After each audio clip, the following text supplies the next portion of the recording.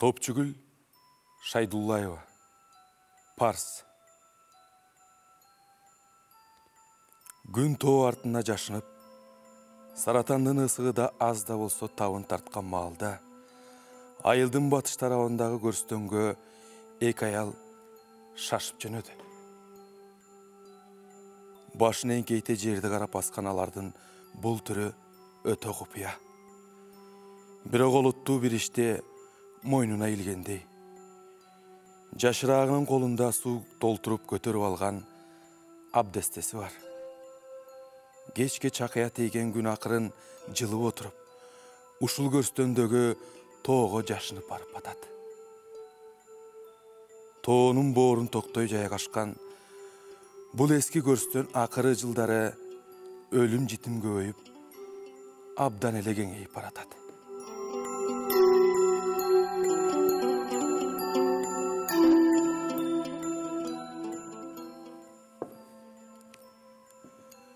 Мүрзөнүн тосмосун өтөр замат бу эки караандын кадамы жай тартып, буттарын майда калтырак басып, бирин бири колунан кантип кармап калышканын сезбеди. Чоң ичине топурак үйүлгөн кабырлардын сүрү эки жетелешкен ургаачы оңбогондой эле селт этти. Топтуура бир жыл мурда көз жумган эжесинин жаткан жайын окшош бейиттерин арасынан таппай адашып, бир топко убара болушту.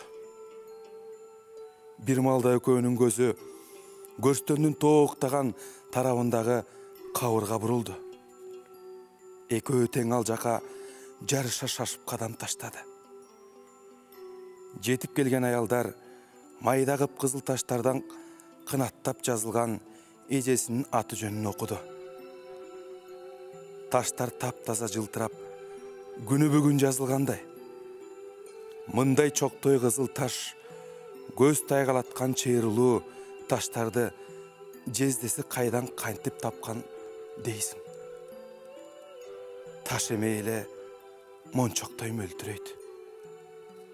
Колдору менен майда таштарды бир саамга сылап турушту да, анан жерге отура калып, Куран окуп бата кылышты.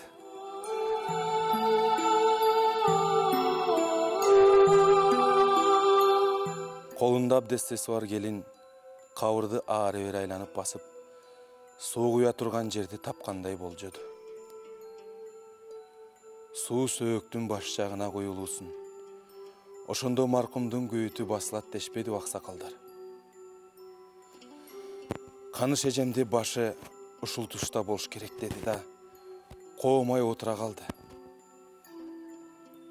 Анан абдестедеги сууну акырын жерге куя баштады.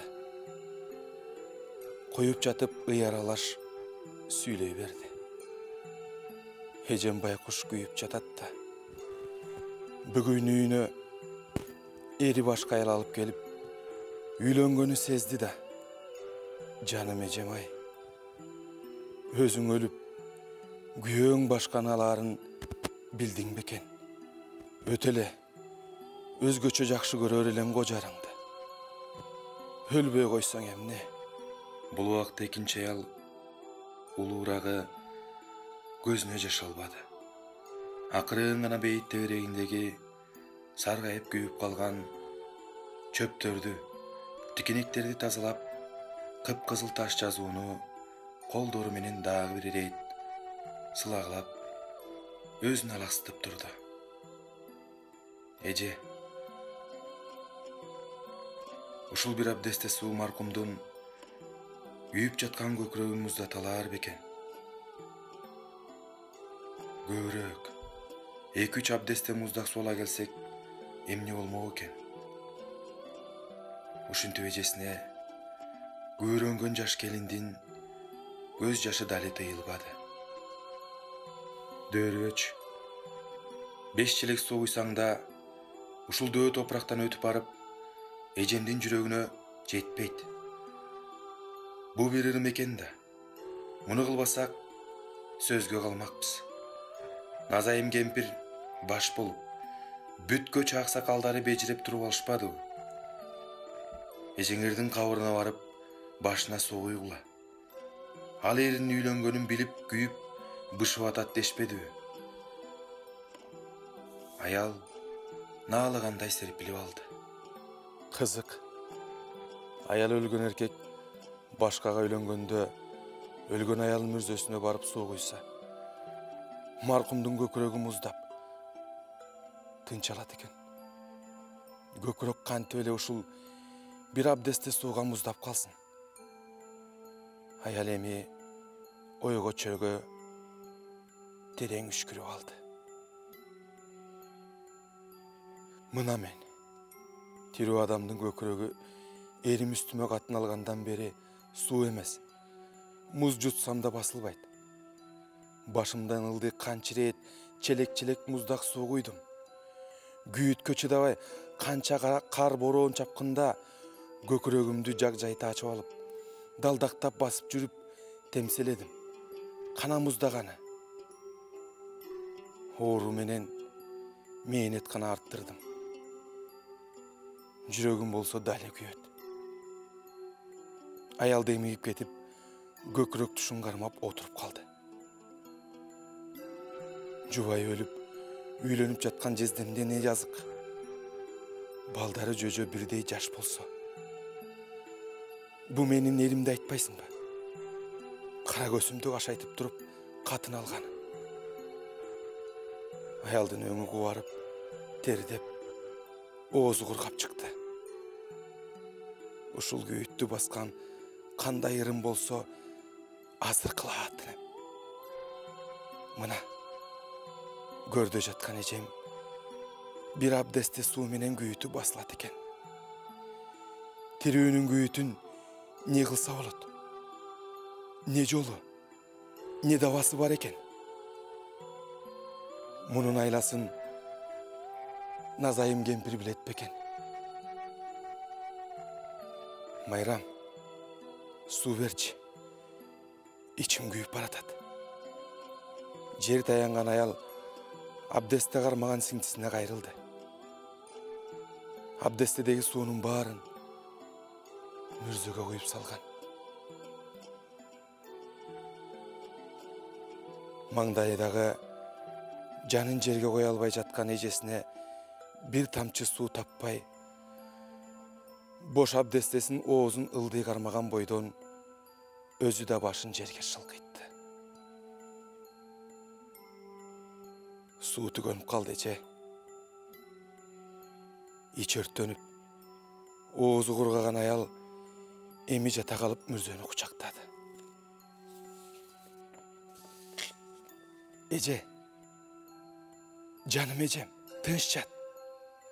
Жаш өлгөнүң эле болбосо, сенде не арман? Караңгы көрдө жатсаң да, сен мага караганда бактылуусуң. Эриң аргасыз үйлөндү. Аны турмуш мажбурлады. Анын мындан башка чарасы жок эле. Угуп атасыңбы? Менин болсо эрим тирүүлөй өлтүрүп койду. Мен азыр катарда, санда жок, салбар болдум. El karagan betim jer karadı. Boş abdeste karmagan Mayram, mürzo kucактап bozdop жаткан эжесин карап, нес басты. Акыры чыдабады. Шекилди орнунан туруп, эжесинин колунан кармады. Эримде эле эзиле өрбөчү эже. Жүрөгүңдөн чыгарып сал. Кайран ошого төккөн көз жашың. Чачыңдын ак басып, картайып кеттиң. Киши кейпинен чыгып баратасың. Минте берсең, өлүп каласың. Сиңдиси эжесин чачтарынан сылап, жоолугун оңдоду.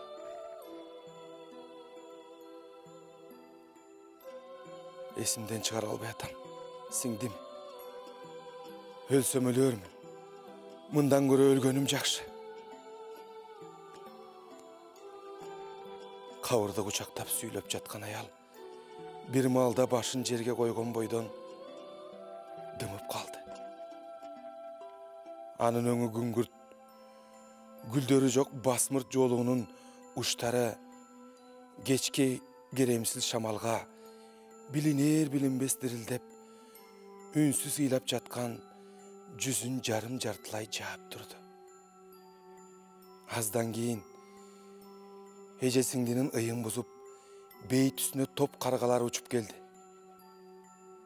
Бу эки караандын так төбөсүнө тынбай каркылдап улам пастап кайра көтөрүлүп ары бери айланып кетпей жүрө берди. Эки аял чочуп кетип башын бирдей көтөрө карашты. Көздөрүн жашын сүртүп ордунан ыкчам турушту. Майрам, бол батыраак, кетпесек болбойт. Намазчан болуп калыптыр. Эжеси сиңдисин шаштырды.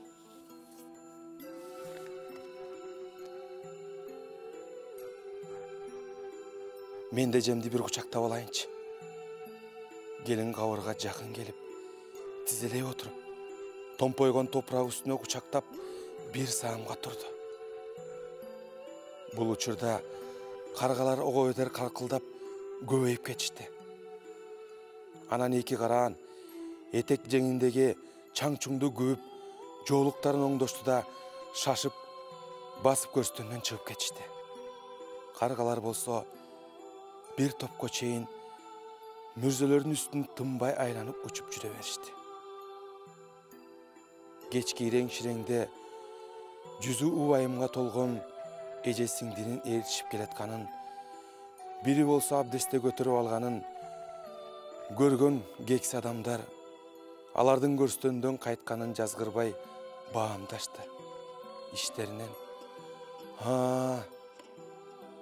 сооп иш кылып бир туугандык парзын аткарган турбайбы деп кобурашты. Аялдардын баамчылдыгын, аялдардын сезгичтигин өтө эже сезип жазган. Мен дагы азыр айтар элем, азыркы биздин жаштарга, бизге окшогон эркектерге ушул китепти алып окусаңыздар, аялдын барктуулугун, баалуулугун билип, анын сезимтал экенин, ошондой эле эркектерге күйүмдүү экенин билсек болот. Азыркы мен окуган чыгармада, парста ошол аялдын тиги дүйнөдө дагы күйөөсүнүн кандай иш, кандай бул жашоодо жашап атканына чейин сезет экен. Бул өтө сезгич жүрөк экен. Мындан кийин баарыбыз эркектер аялдарды сыйлайлычы. Анан Топчу Күлөженин китебин алып окусак эч жаңылышпайбыз.